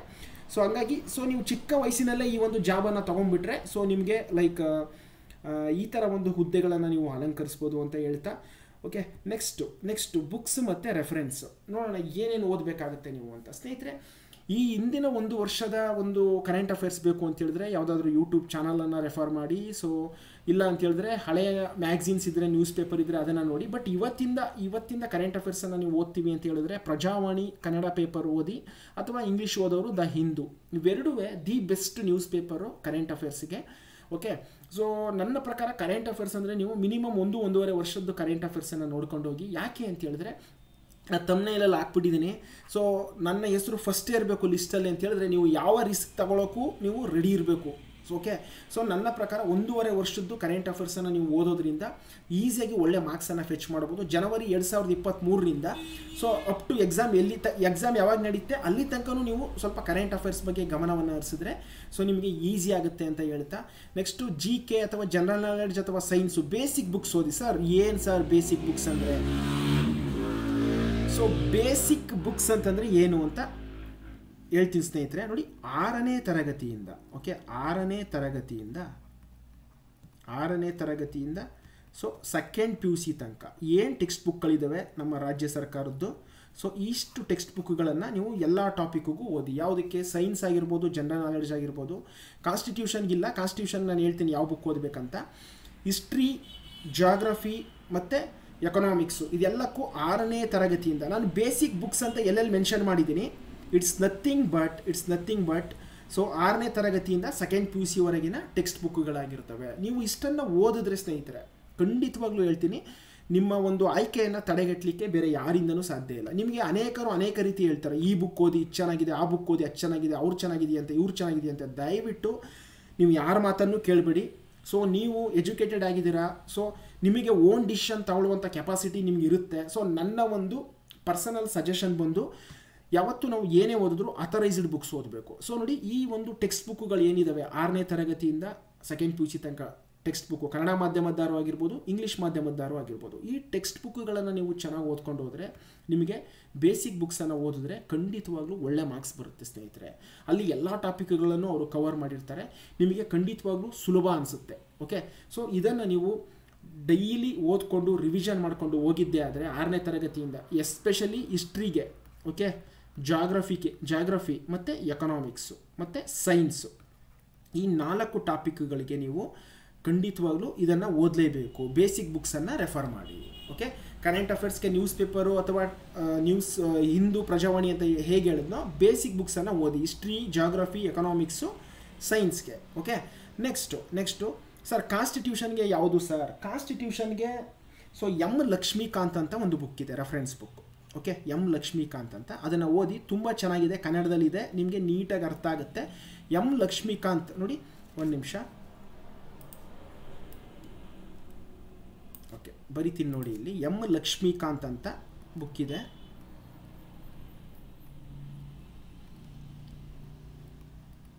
ಸೊ ಈ ಬುಕ್ಕನ್ನು ರೆಫರ್ ಮಾಡಿ ನೀವು ಕಾನ್ಸ್ಟಿಟ್ಯೂಷನ್ಗೆ. It is a very good book. Okay. Next ಇನ್ನು ರೂರಲ್ ಡೆವಲಪ್ಮೆಂಟ್ ಮತ್ತು ಪಂಚಾಯತ್ ರಾಜು, ನಾನು ಹೇಳಿದೆ ಗೌರ್ನಮೆಂಟ್ ವೆಬ್ಸೈಟನ್ನು ರೆಫರ್ ಮಾಡಬೇಕಾಗುತ್ತೆ ನೀವು. ಆ ಗೌರ್ನಮೆಂಟ್ ವೆಬ್ಸೈಟನ್ನು ರೆಫರ್ ಮಾಡಿದ್ರೆ ನಿಮಗೆ ಅನೇಕ ಮಾಹಿತಿಗಳು ಅಲ್ಲಿ ಸಿಗ್ತಾ ಹೋಗ್ತವೆ. State and regional administrative topics ಅದು ಕೂಡ ಗೌರ್ನಮೆಂಟ್ ವೆಬ್ಸೈಟು.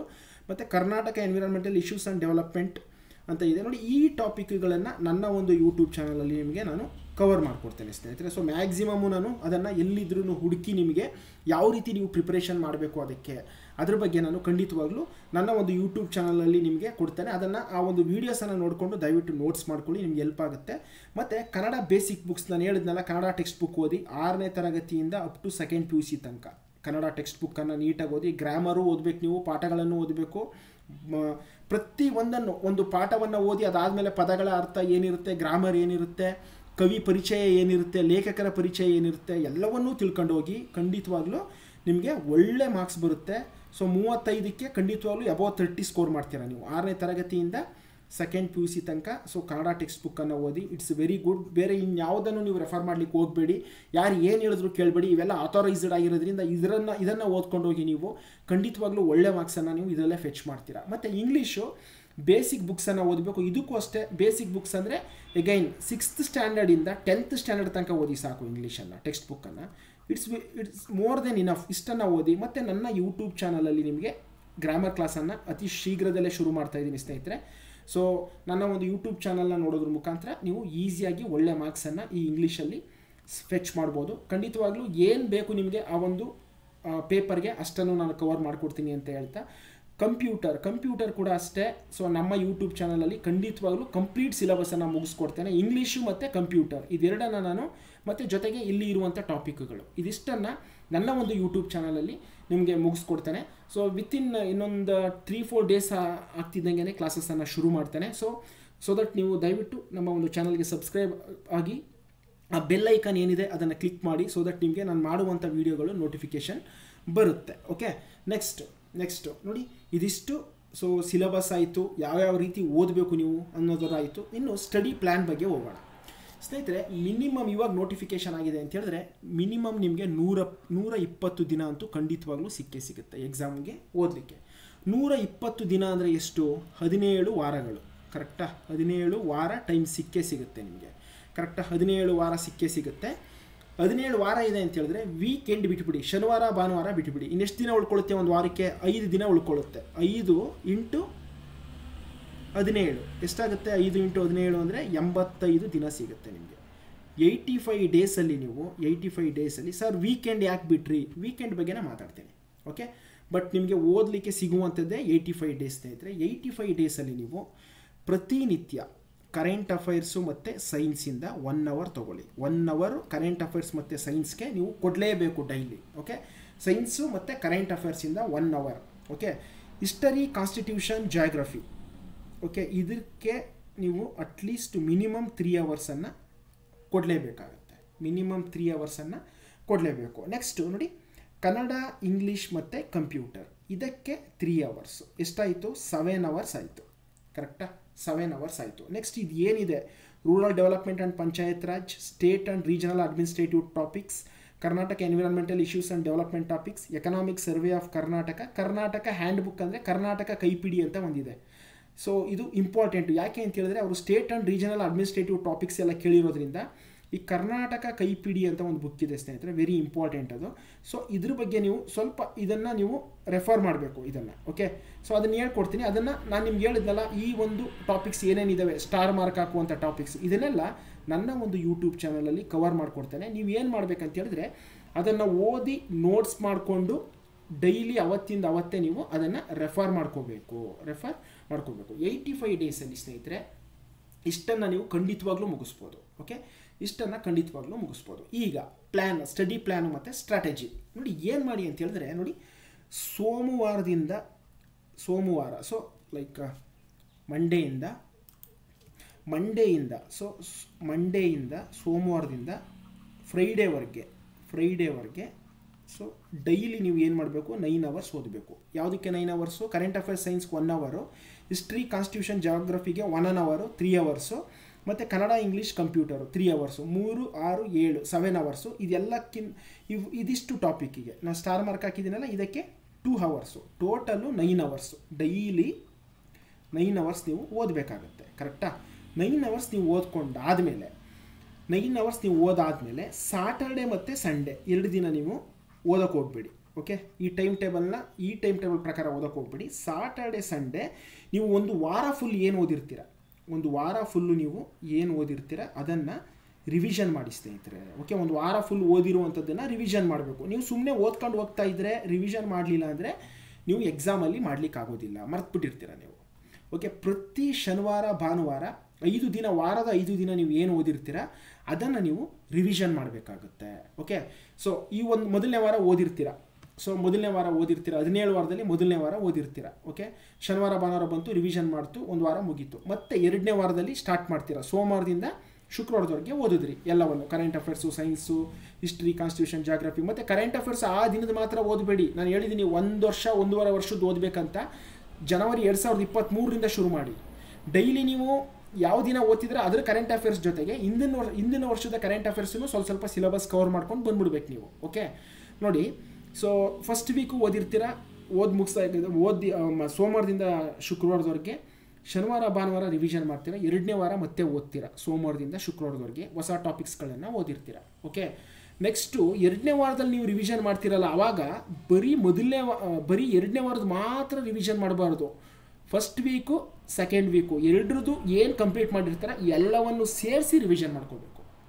ಓಕೆ, ನೆಕ್ಸ್ಟು 3ನೇ ವಾರ ಓದ್ತೀರಾ. ಸೊ ವೀಕೆಂಡಲ್ಲಿ ರಿವಿಷನ್ಗೆ ಬರ್ತೀರಾ. ವೀಕೆಂಡಲ್ಲಿ ರಿವಿಷನ್ ಮಾಡಬೇಕಾದ್ರೆ 1ನೇ ವಾರದ್ದು, 2ನೇ ವಾರದ್ದು, 3ನೇ ವಾರದ್ದು ಎಲ್ಲವನ್ನು ಸೇರಿ ನೀವು ರಿವಿಷನ್ ಮಾಡ್ಕೊಳ್ತಾ ಹೋಗಬೇಕಾಗತ್ತೆ ಸ್ನೇಹಿತರೆ. ಸೊ ಪ್ರತಿ ವಾರ ಅದೇ ಥರ 17ನೇ ವಾರದಲ್ಲಿ ನೀವು ಓದ್ತಾ ಇದ್ದೀರಾ ಅಂತ ಹೇಳಿದ್ರೆ ಸೊ 17ನೇ ವಾರದ ವೀಕೆಂಡಲ್ಲಿ ನೀವು ಈ ಹಿಂದೆ ಓದಿರ್ತೀರಲ್ಲ 17 ವಾರ ಅದಷ್ಟನ್ನು ಆ 2 ದಿನದಲ್ಲಿ ರಿವಿಷನ್ ಮಾಡ್ಕೋಬೇಕು. ಈಸಿಯಾಗಿ ಆಗುತ್ತೆ. ಯಾಕೆ ಹೇಳಿ, ನೀವು ಆಲ್ರೆಡಿ 16 ಟೈಮ್ ಓದ್ಬಿಟ್ಟಿರ್ತೀರ ಎಲ್ಲ ಟಾಪಿಕ್ಸನ್ನು. ಓಕೆ, ಸೊ ಈಗ ಮೊದಲನೇ ವಾರದ್ದು ಎಷ್ಟು ಸತಿ ಓದಿರ್ತೀರ, 16 ಟೈಮ್ ಓದಿರ್ತೀರ, ವಿತಿನ್ ಅರ್ಧ ಗಂಟೆಯಲ್ಲಿ ರಿವಿಷನ್ ಮಾಡಿ ಮುಗಿಸ್ತೀರಾ ನೀವು. 2ನೇ ವಾರದನ್ನು ಅದನ್ನು ಅರ್ಧ ಗಂಟೆಯಲ್ಲಿ ರಿವಿಷನ್ ಮಾಡಿ ಮುಗಿಸ್ತೀರಾ. 3ನೇ ವಾರದ್ದು ಕೊನೆ ವಾರದ್ದು ಒಂದು ಸ್ವಲ್ಪ ಟೈಮ್ ತಗೊಳುತ್ತೆ ಹೊರತು ನಿಮಗೆ. ಸೊ ಈ ರೀತಿ ನೀವು ಮಾಡ್ಕೊಂಡು ಬರಬೇಕಾಗುತ್ತೆ. Okay, revision. ಸೊ ನೀವು ರಿವಿಷನ್ನ ಪ್ರತಿ ವಾರ ಸಾಟರ್ಡೆ ಸಂಡೇ ರಿವಿಷನ್ಗೆ ಅಂತಲೇ ಇಟ್ಕೋಬೇಕು. ನೋಡಿ, ಈ 120 ಡೇಸಲ್ಲಿ ನೀವು ಬೇರೆ ಎಲ್ಲವನ್ನು ನಿಮ್ಮ ತಲೆಯಿಂದ ತೆಗೆದುಹಾಕಿ. ನಿಮ್ಮಲ್ಲಿ ಇರುವಂತಹ ಸಮಸ್ಯೆ, ನಿಮ್ಮ ಮನೆಯಲ್ಲಿ ಇರುವಂಥ ಸಮಸ್ಯೆಗಳು, ಓಕೆ, ನಿಮ್ಮ ಬಡತನ ಆಗಿರ್ಬೋದು, ಓಕೆ, ನನಗೆ ಇನ್ನೂ ಜಾಬ್ ಸಿಕ್ಕಿಲ್ಲ ಅನ್ನುವಂಥ ಟೆನ್ಷನು, ಅದನ್ನೆಲ್ಲ ಸೈಡ್ಗೆ ಇಡಿ ಸ್ನೇಹಿತರೆ. ಇದೊಂದು ಗೋಲ್ಡನ್ ಆಪರ್ಚುನಿಟಿ ನಿಮಗೆ. ವೆರಿ ಗೋಲ್ಡನ್ ಆಪರ್ಚುನಿಟಿ ಅಂದರೆ ಅಂತಿಂಥ ಗೋಲ್ಡನ್ ಆಪರ್ಚುನಿಟಿ ಅಲ್ಲ. ಈ ಥರ 1000 ಹುದ್ದೆಗಳನ್ನು ಲೈಕ್ ಕಾಲ್ ಫಾರ್ ಮಾಡುವಂಥ ಅವಕಾಶ ಅಥವಾ ಈ ಒಂದು ನೇಮಕಾತಿಯ ಪ್ರಕ್ರಿಯೆಯಲ್ಲಿ ನೀವು ಪಾಲ್ಗೊಳ್ಳುವಂಥ ಅವಕಾಶ ಮತ್ತೆ ಸಿಗುತ್ತೋ ಸಿಗಲ್ವೋ ಗೊತ್ತಿಲ್ಲ. ಈ ಥರ 1000 ಪೋಸ್ಟ್ ವೇಕೆನ್ಸೀಸ್ ಬರುತ್ತೋ ಇಲ್ವೋ ಅದು ಗೊತ್ತಿಲ್ಲ. ಬಟ್ ಇದೊಂದು ಗೋಲ್ಡನ್ ಆಪರ್ಚುನಿಟಿ. ದಯವಿಟ್ಟು ಯುಟಿಲೈಸ್ ಮಾಡ್ಕೊಳ್ಳಿ ಇದನ್ನು. 120 ದಿನ ನೀವು ಕಷ್ಟಪಟ್ಟರೆ 30-35 ವರ್ಷ ನೀವು ಸುಖವಾಗಿರ್ಬೋದು ಸ್ನೇಹಿತರೆ. ಸೊ ದಯವಿಟ್ಟು ಕಷ್ಟಪಡಿ. 85 ದಿನ ನೀವು ನಿಮ್ಮ ಸೋಷಿಯಲ್ ಮೀಡಿಯಾದಿಂದ ದೂರ ಇರಿ. ಓಕೆ, ಬೇರೆ ನಿಮ್ಮದು ಏನಿರುತ್ತೆ ಎಕ್ಸ್ಟ್ರಾ ಎಲ್ಲವನ್ನು ಬಿಟ್ಬಿಡಿ. ಡೈಲಿ 9 to 10 ಅವರ್ಸು ಕಷ್ಟಪಡಿ. ಚೆನ್ನಾಗಿ ಕಷ್ಟಪಟ್ಟರೆ 120 ದಿನದಲ್ಲಿ ಖಂಡಿತವಾಗ್ಲೂ ಎಕ್ಸಾಮನ್ನು ಕ್ಲಿಯರ್ ಮಾಡ್ಬೋದು. ಸ್ಟ್ರಾಟಜಿ ಇಟ್ಕೊಳ್ಳಿ. ಟೈಮ್ ಟೇಬಲ್ ನಾನು ಹೇಗೆ ಹೇಳ್ಕೊಟ್ಟಿದ್ದೀನಿ ನಿಮಗೆ, ಇದೇ ರೀತಿ ಟೈಮ್ ಟೇಬಲ್ ಹಾಕೊಂಡು ಓದಿ. ಖಂಡಿತವಾಗ್ಲೂ ಎಕ್ಸಾಮ್ ಪಾಸ್ ಆಗೇ ಆಗುತ್ತೆ. ಓಕೆ, ನೋಡಿ, ನಾನು ಹೇಳ್ತಿದ್ದೀನಲ್ಲ, ನೀವು ಯಾವ ರೀತಿ ನೀವು ಡೆಡಿಕೇಟೆಡ್ ಆಗಿರಬೇಕು ಅಂತ ಹೇಳಿದ್ರೆ, ರ್ಯಾಂಕ್ 1 ಇಡೀ ಸ್ಟೇಟಿಗೆ ನಾನೇ ಬರಬೇಕು ಅಂದ್ಕೊಂಡು ಕೂತ್ಕೊಂಡು ಓದಿ. ಯಾಕೆ ನಿಮಗೆ ಜಾಬ್ ಸಿಗಲ್ಲ ನೋಡ್ತೀನಿ. ಓಕೆ, ನೀವು ಕಷ್ಟಪಡಬೇಕು. ಡೈಲಿ 9 ಅವರ್ಸನ್ನು ನೀವು ಎಷ್ಟು ಎಫೆಕ್ಟಿವ್ ಆಗಿ ಯೂಸ್ ಮಾಡ್ಕೋಬೇಕು ಅಂತ ಹೇಳಿದ್ರೆ ಅಷ್ಟು ಎಫೆಕ್ಟಿವ್ ಆಗಿ ನೀವು ಯೂಸ್ ಮಾಡ್ಕೋಬೇಕಾಗುತ್ತೆ. ಓಕೆ, ಅರ್ಲಿ ಮಾರ್ನಿಂಗು 5 o'clock ಎದ್ದೇಳಿ 1 hour ನಿಮ್ಮದು ಯೋಗ ಜಾಗಿಂಗು ಏನಾದ್ರು ಇದ್ದರೆ ದಯವಿಟ್ಟು ಮುಗಿಸ್ಕೊಳ್ಳಿ ಅದನ್ನು. ಸೊ 6 o'clock ಕೂತ್ರೆ 9-9:30 ತನಕ ಎದ್ದೇಳಿಬಿಡಿ ಸ್ನೇಹಿತರೆ. 3.5 hours ಅಲ್ಲೇ ಆಗೋಗುತ್ತೆ ನಿಮಗೆ. ಓಕೆ, 9:30 ಹೋಗಿ ಬ್ರೇಕ್ಫಾಸ್ಟ್ ಏನಾದರೂ ಮಾಡ್ಕೊಂಡ್ಬಂದು ನೀವು ಮತ್ತೆ ಸೊ ಜಸ್ಟ್ ಮಧ್ಯಾಹ್ನ ಏನಿರುತ್ತೆ ಒಂದು 1 hour ಓದಿ ಸರ್. 1.5 hour ಓದಿ ಸಾಕು. ಓಕೆ, ಅಲ್ಲಿಗೆ 5 hour ಆಗುತ್ತೆ. ಮಧ್ಯಾಹ್ನ ಟೈಮ್ 1.5 hour ಓದಿ, ಇಟ್ಸ್ ಮೋರ್ ದೆನ್ ಇನಫ್. ಮತ್ತು ಸಂಜೆ ನೀವು 4 ಗಂಟೆ ಕೂತ್ರೆ ಓದಲಿಕ್ಕೆ ರಾತ್ರಿ 9 ಗಂಟೆ ತನಕ ಎದ್ದೇಳೋಕ್ಕೆ ಹೋಗಬೇಡಿ. ಓಕೆ, ಎದ್ದೇಳೋಕ್ಕೆ ಹೋಗಬೇಡಿ. ಕೆಲವರಿಗೆ ಕಂಟಿನ್ಯೂಸ್ ಆಗಿ ಕೂತು ಓದೋಕ್ಕಾಗಲ್ಲ ಅಂತ ಹೇಳಿದ್ರೆ ಎವ್ರಿ 1 hour 5 minutes ರೆಸ್ಟ್ ತಗೊಳ್ಳಿ. ಎವ್ರಿ 1 hour 5 minutes ಅಷ್ಟೇ. ಆ 5 minutesಲ್ಲಿ ನೀವೇನು ಮಾಡಬೇಕು, ನಿಮ್ಗೆ ಏನು ಇಷ್ಟ ಆಗುತ್ತೋ ಅದ್ರದ್ದು ಒಂದು ಸಾಂಗ್ ಕೇಳಿ, ತೊಂದರೆ. ನಿಮ್ಗೆ ಯಾವ್ದಾದ್ರು ಒಂದು ಸಾಂಗ್ ಇಷ್ಟ ಅಂದರೆ ಆ ಸಾಂಗನ್ನು ಕೇಳಿ. ಅಥವಾ ಒಂದು 5 ನಿಮಿಷ ನೀವು ಹೋಗಿ ನಿಮ್ಮ ಮನೆಯವ್ರ ಜೊತೆ ಮಾತಾಡಿದ್ರೆ ಮೈಂಡ್ ರಿಲೀಫ್ ಆಗುತ್ತೆ ಅಂದರೆ ಮಾತಾಡಿ, ತೊಂದರೆ ಇಲ್ಲ. ಬಟ್ ನಿಮ್ಗೆ ಏನು ಇಷ್ಟ ಆಗುತ್ತೋ ಅದನ್ನು ಮಾಡಬೇಕು ಆ 5 minutesಲ್ಲಿ. ಸುಮ್ಮನೆ ಓದೋದ್ರ ಬಗ್ಗೆ ಯೋಚನೆ ಮಾಡಬೇಡಿ ಆ 5 minutesಲ್ಲಿ. ಓಕೆ, ಸೊ ಈ ರೀತಿ ನೀವು ಏನಂತ ಹೇಳಿದ್ರೆ ಪ್ಲ್ಯಾನನ್ನು ಮಾಡಿಕೊಂಡು ಡೈಲಿ 9 hours ನಿಮ್ಮ ಅನುಕೂಲಕ್ಕೆ ತಕ್ಕಂತೆ ಡೈಲಿ 9 ಅವರ್ಸನ್ನು 85 days ಓದ್ಬಿಟ್ಟು ನೋಡಿ, 120 ದಿನದಲ್ಲಿ 85 ದಿನ ಹೋದರೆ 35 ದಿನ ರಿವಿಷನ್ ಮಾಡಿರ್ತೀರ ನೀವು. It's more than enough. 35 days ನೀವು ರಿವಿಷನ್ ಮಾಡಿದ್ದೀರಾ ಅಂದರೆ ಯಾವುದೇ ಟಾಪಿಕ್ ಆಗಲಿ ನೀವು ಜೀವನ ಪೂರ್ತಿ ಮರೆಯಲ್ಲ ಅದನ್ನು. ಓಕೆ, ಎಕ್ಸಾಮಲ್ಲಿ ಆರಾಮ್ಸೆ ಅಟೆಂಡ್ ಮಾಡ್ತೀರಾ. ಓಕೆ, ಸೊ ಏನೇ ಡೌಟ್ ಇದ್ದರೂ ಈ ಒಂದು ಸಿಲೆಬಸ್ ಬಗ್ಗೆ ಆಗಲಿ ಅಥವಾ ಈ ಒಂದು ನೇಮಕಾತಿಯ ಪ್ರಕ್ರಿಯೆ ಬಗ್ಗೆ ಏನೇ ಡೌಟ್ ಇದ್ದರೂ ದಯವಿಟ್ಟು ನನಗೆ ಕಮೆಂಟ್ ಬಾಕ್ಸಲ್ಲಿ ತಿಳಿಸಿ. ಅದನ್ನು ನಾನು ಆನ್ಸರ್ ನಿಮಗೆ ಕಮೆಂಟಲ್ಲಿ ನಾನು ನಿಮಗೆ ರಿಪ್ಲೈ ಕೊಡ್ತೀನಿ ಅಂತ ಹೇಳ್ತಾ, ಯಾರೆಲ್ಲ ಈ ಜಾಬ್ಗೆ ಅಪ್ಲೈ ಮಾಡಬೇಕು ಅಂತ ಅಂದ್ಕೊಂಡಿದ್ದೀರಾ ದಯವಿಟ್ಟು ಸೊ ಫಸ್ಟ್ ಡೇ ಸೆಕೆಂಡ್ ಡೇನೇ ಅಪ್ಲೈ ಮಾಡಿಬಿಡಿ. ಮತ್ತು ಇನ್ನೂ ಅರ್ಜಿ ಸಲ್ಲಿಸಲಿಕ್ಕೆ ಡೇಟೇ ಇನ್ನೂ ಶುರುವಾಗಿಲ್ಲ ಅಂದ್ಬಿಟ್ಟು ಓದದೆ ಅಂತ ಕೂರಬೇಡಿ. ಈ ಕ್ಷಣದಿಂದಲೇ ನೀವು ಓದಲಿಕ್ಕೆ ಶುರು ಮಾಡಬೇಕು. ಓಕೆ, ಸೊ ಇವಾಗಿಂದನೇ ಶುರು ಮಾಡಿ ನೀವು ಈ 120 ದಿನಗಳನ್ನು ಕರೆಕ್ಟಾಗಿ ಯುಟಿಲೈಸ್ ಮಾಡ್ಕೊಂಡಿದ್ದೆ ಆದರೆ ಖಂಡಿತವಾಗ್ಲೂ ಮಿನಿಮಮ್ ಇನ್ 4 months ಅಂತೂ ಬೇಕೇ ಬೇಕು ಎಕ್ಸಾಮ್ ಕಂಡಕ್ಟ್ ಮಾಡೋಕ್ಕೆ. ಇವತ್ತಿಂದ ಚೆನ್ನಾಗಿ ಯೂಸ್ ಮಾಡ್ಕೊಳ್ಳಿ ಈ 120 ಡೇಸನ್ನು. ಈ ಜಾಬು ನಿಮ್ಮದಾಗುತ್ತೆ. ಇದೊಂದು ಗೋಲ್ಡನ್ ಆಪರ್ಚುನಿಟಿ ಸ್ನೇಹಿತರೆ. ಸೊ ಯಾವುದೇ ಕಾರಣಕ್ಕೂ ಮಿಸ್ ಮಾಡ್ಕೋಬೇಡಿ. ಓಕೆ, ಸೊ ವೇಕೆನ್ಸೀಸ್ ಕೂಡ ಜಾಸ್ತಿ ಇದ್ದಾವೆ. ನೀವು ಆದಷ್ಟು ಚೆನ್ನಾಗಿ ಕಷ್ಟಪಟ್ಟು ಚೆನ್ನಾಗಿ ಒಳ್ಳೆ ಮಾರ್ಕ್ಸನ್ನು ಸ್ಕೋರ್ ಮಾಡಿದ್ರೆ 100% ಈ ಜಾಬ್ ನಿಮಗೆ ಸಿಕ್ಕೇ ಸಿಗುತ್ತೆ. ನಾನು ಹೇಳ್ತಿದ್ದೀನಲ್ಲ, ನೀವು ಸ್ಟಡಿ ಮಾಡಲಿಕ್ಕೆ ಕೂತ್ಕೊಂಡ್ರೆ ಸೊ ನಿಮ್ಮ ತಲೆಯಲ್ಲಿ ಬೇರೆ ಎಲ್ಲ ಆಲೋಚನೆಗಳು ನಿಮ್ಮ ತಲೆಯಿಂದ ದೂರ ಇರಲಿ. ನಿಮಗೆ ಬೇಕಾಗಿರೋದು ಜಾಬ್ ಅಷ್ಟೇ. ನೀವು ಎಲ್ಲವನ್ನೂ ಸ್ಟಾಪ್ ಮಾಡಿ, ಯಾವುದ್ರ ಬಗ್ಗೆನೂ ಯೋಚನೆ ಮಾಡಬೇಡಿ. ಸ್ಟಡಿ. ಸೊ ನಿಮಗೆ ಅನೇಕರು ನಿಮ್ಮ ರಿಲೇಟಿವ್ಸಲ್ಲಿ ಹಂಗಿಸಿರ್ತಾರೆ, ಇವನ ಕೈಲಿ ಆಗಲ್ಲ, ಏನೂ ಮಾಡೋಕ್ಕಾಗಲ್ಲ, ಇವಳ ಕೈಲಿ ಆಗಲ್ಲ, ಏನೂ ಮಾಡೋಕ್ಕಾಗಲ್ಲ ಅಂತ. ಸೊ ಇದೊಂದು ಗೋಲ್ಡನ್ ಆಪರ್ಚುನಿಟಿ ನಿಮ್ಮನ್ನು ನೀವು ಪ್ರೂವ್ ಮಾಡ್ಕೊಳ್ಳಲಿಕ್ಕೆ. ಓಕೆ, ಸೊ ನಿಮ್ಮನ್ನು ಹೀಯಾಳಿಸಿದಂಥವರು, ನಿಮ್ಮನ್ನು ಅವಮಾನ ಮಾಡಿರುವಂಥವ್ರು ನಿಮಗೆ ಸಲಾಮ್ ಹೊಡಿಬೇಕು. ಆ ರೀತಿ ನೀವು ಬೆಳೆದು ಅವ್ರ ಮುಂದೆ ನಿಲ್ಲಬೇಕು ಸ್ನೇಹಿತರೆ. ಓಕೆ, ಸೊ ಈ ಒಂದು ಗೋಲ್ಡನ್ ಆಪರ್ಚುನಿಟಿನ ದಯವಿಟ್ಟು ಯುಟಿಲೈಸ್ ಮಾಡ್ಕೊಳ್ಳಿ ಚೆನ್ನಾಗಿ. ನಿಮ್ಮೆಲ್ಲರಿಗೂ ಒಳ್ಳೆಯದಾಗಲಿ. All the best. ಏನೇ ಡೌಟ್ ಇದ್ದರೂ ದಯವಿಟ್ಟು ಕಮೆಂಟ್ ಬಾಕ್ಸಲ್ಲಿ ತಿಳಿಸಿ, ನಾನು ರಿಪ್ಲೈ ಕೊಡ್ತೀನಿ ಅಂತ ಹೇಳ್ತಾ ನಿಮ್ಮೆಲ್ಲರಿಗೂ ಒಳ್ಳೆಯದಾಗಲಿ. I wish you good luck, all the best. ಇವತ್ತಿಂದನೇ ಶುರು ಮಾಡಿ ಪ್ರಿಪರೇಷನ್ಗೆ. ಓಕೆ, ಇಷ್ಟನ್ನು ಹೇಳಿ ನನ್ನ ಒಂದು ವಿಡಿಯೋನ ಮುಗಿಸ್ತಾ ಇದ್ದೇನೆ. ನಿಮ್ಮೆಲ್ಲರಿಗೂ ಒಳ್ಳೆಯದಾಗಲಿ. Thank you so much.